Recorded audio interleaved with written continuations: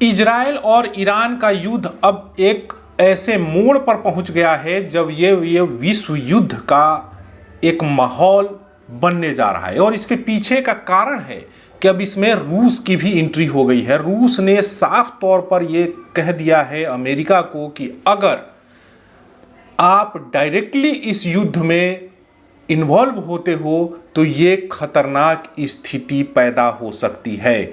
यानी कि आप सोचिए कि अभी से पूरा विश्व जो है दो धड़ों में बंटना शुरू हो गया है। एक तरफ ईरान के साथ चीन है, वहीं अब रसिया भी साथ में आ गया है। वहीं इजराइल के साथ अमेरिका पीछे खड़ा है। अमेरिका के डोनाल्ड ट्रंप कहते हैं कि खामनेई कहाँ है पता है, लेकिन समय आने पर उसे खत्म किया जाएगा। वहीं इजराइल जो है वो लगातार कह रहा है कि ईरान को नेस्तनाबूद कर देंगे। अभी फिलहाल जो मामला सामने आया है कि इजराइल के अस्पताल पर ईरान द्वारा हमला किया गया, जिसके बाद ये विवाद और बढ़ गया है। इजराइल का कहना है कि अब वो हमारे आम नागरिकों को भी निशाना बना रहे हैं। इजराइल का सबसे बड़ा अस्पताल है जिस पर ईरान द्वारा हमला किया गया, जिसके बाद से इजराइल जो है वो बिलबिला गया है और कह रहा है कि अब तो ईरान तो गया। लेकिन सबसे बड़ा सवाल यही है कि लगातार दोनों तरफ से हवाई हमले किए जा रहे हैं। पहली बात, इजराइल का आयरन डोम कहाँ है?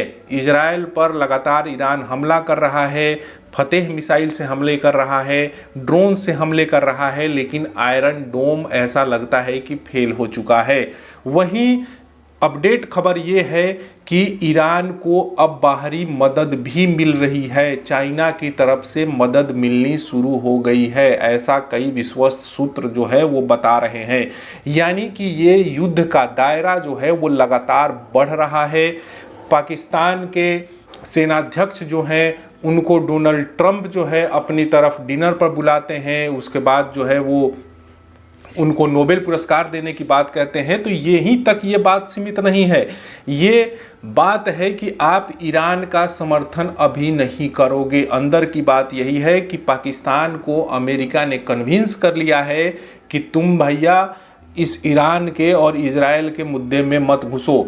इजराइल एक तरफ से नेतन्याहू जो है वो मान कर चल रहे हैं कि इस बार ईरान का हिसाब किताब बराबर कर देंगे, लेकिन सबसे बड़ा सवाल है कि क्या इजराइल ईरान को इतनी आसानी से, सबसे बड़े नेता को इतनी आसानी से ख़त्म कर पाएगा? यानी कि खामनेई का खात्मा जो है इतनी आसानी से कर पाएगा? क्योंकि इजराइल के प्रधानमंत्री ये कहते हुए सुने गए कि सद्दाम हुसैन जैसा हाल जो है वो खामनेई का करेंगे। लेकिन क्या इतना आसान है? जो अभी तक लगातार इजराइल के नाक में दम करके रखा है ईरान ने, उस ईरान के सबसे बड़े नेता को इतनी आसानी से ख़त्म कर पाएगा?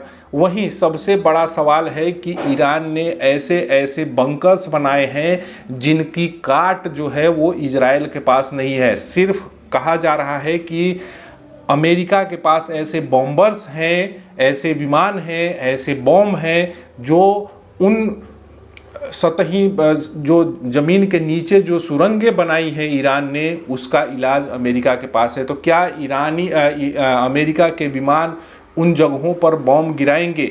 यानी कि डायरेक्ट इन्वॉल्वमेंट जो है वो अमेरिका का होगा, क्योंकि रूस की तरफ से लगातार कहा जा रहा है कि अगर अमेरिका इसमें डायरेक्ट इन्वॉल्व होता है तो ये किसी के लिए ठीक नहीं होगा। यानी कि उनके बयान भी मैं बता देता हूं कि उनका बयान क्या है कि हम वाशिंगटन को इस तरह के काल्पनिक विकल्पों के खिलाफ भी चेतावनी देते हैं। ये एक ऐसा कदम होगा जो पूरी स्थिति को पूरी तरह से अस्थिर कर देगा। रूस ने कहा कि यह कदम अत्यंत खतरनाक होगा। यानी कि रूस कह रहा है कि अगर आपने इजराइल को डायरेक्टली इन्वॉल्व होकर के मदद की तो हम भी, रूस जो है वो ईरान की मदद करेगा। यानी कि इसका दायरा जो है वो बहुत बड़ा हो जाएगा।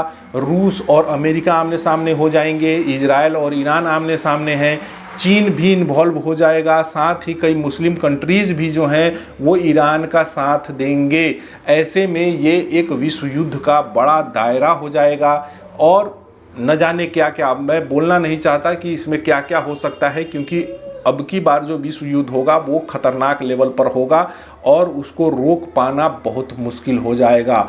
हजारों लाखों लोगों की इसमें मौत हो सकती है। ऐसे में हम तो यही चाहेंगे कि युद्ध ना हो, लेकिन जिस तरीके से ये माहौल बन रहा है वो आने वाले समय में और खतरनाक रूप ले सकता है। अभी तक आपने हमारे चैनल को सब्सक्राइब नहीं किया है तो कर लीजिए। धन्यवाद।